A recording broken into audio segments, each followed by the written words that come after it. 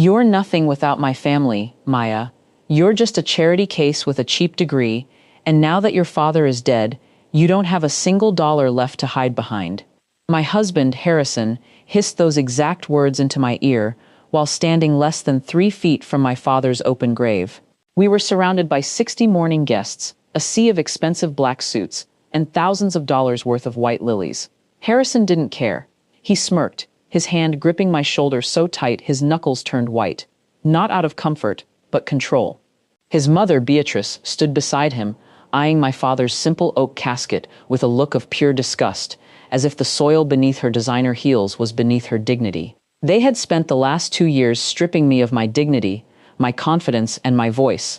And right here, at my absolute lowest point, they were preparing to deliver the final blow, taking control of the modest family estate my father left behind, or so they thought. Because in that exact moment, Silas, my father's lifelong attorney, stepped out from behind the tree line. His face was dead pale, his breathing sharp. He didn't look at Harrison. He didn't look at the crowd. He marched straight to me, grabbed my wrist with trembling fingers, drew me close, and murmured words that sent a chill straight down my spine. "Follow me now. You must see this before time runs out." He leaned in tighter, his voice dropping to a harsh whisper. "Keep it from your husband." I broke free from Harrison's grip and followed Silas to a tinted black SUV parked past the cemetery gates. Silas yanked the door open. The person waiting inside froze my blood. Sitting in the leather passenger seat, staring at me with hollow, terrified eyes, was Harrison's personal accountant, Logan, holding a thick leather binder stamped with the crest of a multi-billion-dollar global trust. Silas locked the car doors and whispered, "Maya, your father wasn't a retired high school principal, and your husband is about to sign his own execution." But that's not where this story began. 6 years ago, I married Harrison Vance. On paper, it looked like a classic romance. He was an up-and-coming real estate developer from an old money family. I was a quiet interior design consultant whose father lived in a modest, humble house on the outskirts of the city. The moment the wedding ring touched my finger, the mask fell off. Harrison and his mother, Beatrice, made it their personal mission to remind me where I stood. To them, I was a line item of bad luck, the charity project. Whenever Harrison's wealthy associates visited, Beatrice would loudly announce, "Maya comes from very humble origins, poor thing. We're teaching her how to carry herself." I stayed calm. I never whined. I never lost my temper. I loved Harrison, and more than that, my father, who was battling heart disease, always told me, "Quiet waters run deep, Maya. Let them talk. Anger is a wind that blows out the lamp of the mind." So, I endured it. When Harrison demanded I quit my job to manage his household schedule, I did. When Beatrice forced me to sit at the foot of the table during holiday dinners while Harrison's high society ex-girlfriends were invited as family friends, I sat there with a composed smile. They took my credit cards, placed me on an allowance, and treated me like a glorified maid. Harrison's favorite line whenever I asked for basic respect was always the same. "Look around this house, Maya. Who bought this? My family. What do you bring to the table? Nothing." They had no idea what was coming. As my father's health deteriorated over the last year, Harrison's cruelty evolved into pure greed. He became convinced my father had a small $200,000 life insurance policy. 2 weeks before my father passed, Harrison didn't even bother to hide his intentions. I walked into his home office and overheard him talking to Beatrice on speakerphone. "Once the old man kicks it, I'll force Maya to sign the insurance payout straight into the Vance Holdings account." Harrison laughed, swirling a glass of scotch. "She's so beat down she won't even look at the paperwork. She'll just sign where I tell her to." "Good," Beatrice replied over the speaker, her voice dripping with venom. "Use it to cover the margins on the downtown hotel deal. The girl doesn't need money anyway. She wouldn't know what to do with a real check if it hit her in the face." I stood outside the door, my heart pounding, my breathing steady. I didn't scream. I didn't burst in. I simply walked back to my bedroom, sat at my desk, and made a single phone call to my father's attorney. "Silas," I said quietly, "phase 2 is beginning. Remember that detail. It matters later." You see, Harrison Vance believed he was a master manipulator, but he had made one fatal error. He never bothered to actually look into my father's past. To the world, my dad, Arthur Hayes, was a quiet, unassuming man who drove a 20-year-old truck and wore worn-out flannel shirts. But 25 years ago, before I was born, Arthur Hayes wasn't a teacher. He was the co-founder of Vanguard Logistics, one of the largest private freight networks in North America.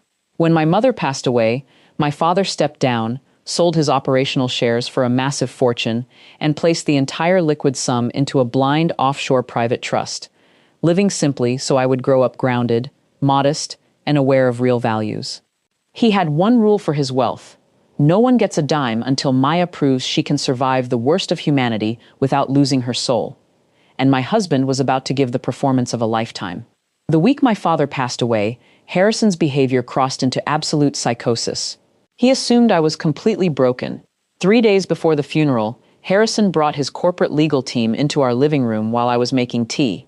He slammed a stack of documents onto the glass coffee table and commanded, "Sign these." "What are they?" I asked softly, setting the tea tray down. "Power of attorney and asset transfer forms," Harrison said coldly. "In case your dad left any loose ends or small accounts, my lawyers will handle his estate, so you don't stress your pretty little head over it." "Harrison, his body isn't even in the ground yet," I said quietly, keeping my voice completely devoid of emotion. "Do not tone police me in my own house, Maya," he snapped, leaning over me, his shadow completely blocking the light. "You live under my roof. You eat my food, you sign the paper, or you can sleep on the street tonight." I picked up the pen, looked at the bottom line, and signed it. Harrison smirked, snatching the papers off the table. Good girl. What Harrison didn't look at, because he was too blinded by his own arrogance, was the specific rider clause Silas had secretly embedded into those documents 3 days prior. The document Harrison just forced me to sign wasn't an asset transfer to him. It was a legal acknowledgement that Harrison Vance was claiming full financial liability for all debts associated with the Hayes name. He had just signed his own arrest warrant. That brings us back to the cemetery. The funeral service had just concluded, and Harrison stood beside his mother, soaking in the condolences of local business figures, using my tragedy as a networking event. When he realized I had slipped away with Silas to the black SUV, he flew into a rage. He stormed over to the parking area, Beatrice trailing behind him like a vulture, his face red with anger.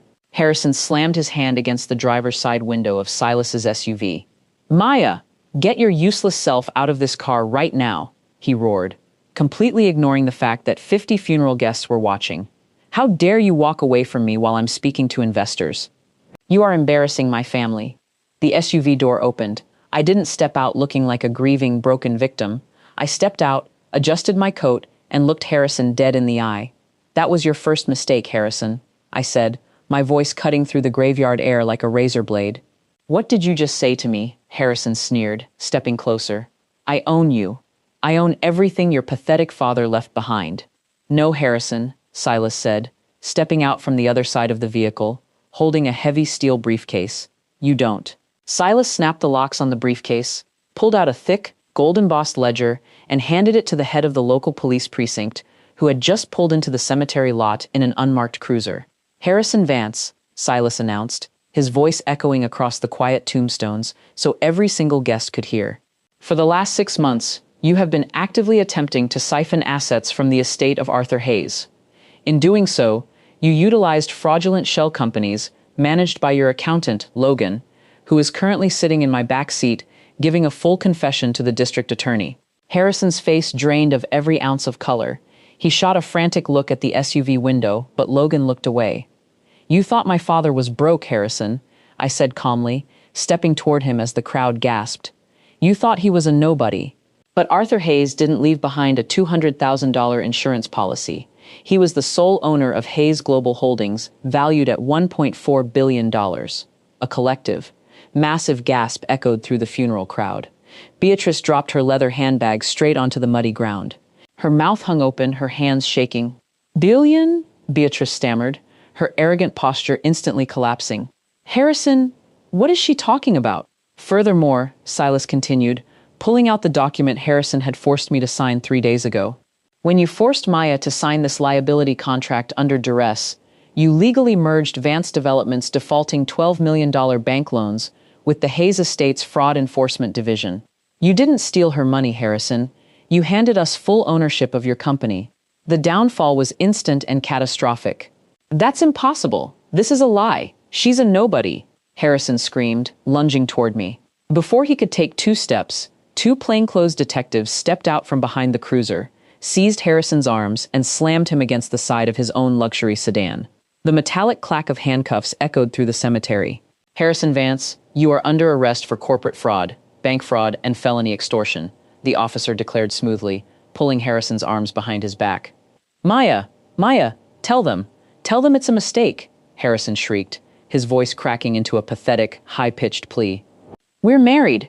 Everything I have is yours. We can fix this. Talk to me. I walked up to him, looking down as he struggled against the steel cuffs. Yesterday, you told me I brought nothing to the table, I whispered, cool as ice. Today, I own the table, the house, and the handcuffs on your wrists. By 4 p.m. that afternoon, Vance Development was officially seized by federal marshals due to insolvency and pending criminal charges. By 6 p.m., foreclosure notices were posted on Beatrice Vance's mansion, a property that had been secretly cross-collateralized by Harrison using fraudulent signatures. Beatrice was evicted that very night, seen by neighbors carrying her clothes in plastic garbage bags to a cheap roadside motel. By midnight, every local news outlet had the headline pinned to their front page, "Local real estate heir arrested at father-in-law's funeral after attempting to steal $1.4 billion estate." 3 months later, I sat in the grand boardroom on the top floor of Hayes Global Holdings. The glass windows overlooked the entire city skyline, the same city Harrison had spent years trying to conquer through backroom deals and intimidation. Harrison was currently sitting in a state penitentiary, serving an 8-year sentence with zero chance of early parole due to financial crimes. Beatrice had filed for bankruptcy and was living off a minimal state pension in a small 1-bedroom apartment, completely ignored by the high society friends who once praised her. I didn't throw a party. I didn't pour champagne. I simply sat at my father's old oak desk, opened his pocket watch, and looked at the inscription inside, "Quiet waters run deep." I had survived their cruelty. I had honored my father's legacy, and I had reclaimed my life without ever once lowering myself to their level. Today, the Hayes estate funds over 30 domestic violence shelters and legal defense funds for women who are trapped in financially abusive marriages, ensuring no woman ever feels helpless in her own home again. As for Harrison Vance, his final appeal was officially denied last week. He spends his days working in the prison laundry room, earning 82 cents an hour, a fitting salary for a man who thought human dignity had a price tag.